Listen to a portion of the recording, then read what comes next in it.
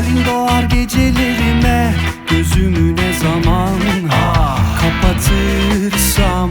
Elin dolaşır ellerime, saçını rüzgara savurursan.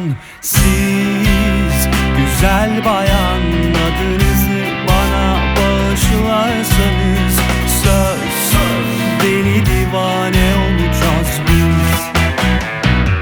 Dönülmez akşamların ufkundaysak, şişelerin dibini bulduysak,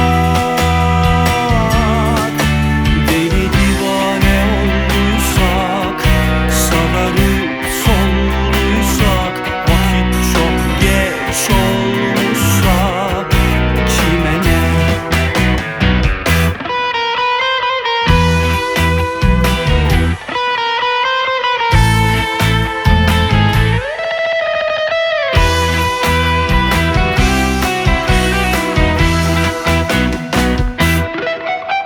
Hayalin doğar gecelerime, gözümü ne zaman kapatırsam.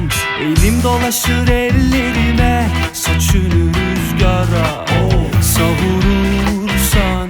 Siz güzel bayan, adınızı bana bağışlarsanız, söz deli divane olacağız biz. Dönülmez akşam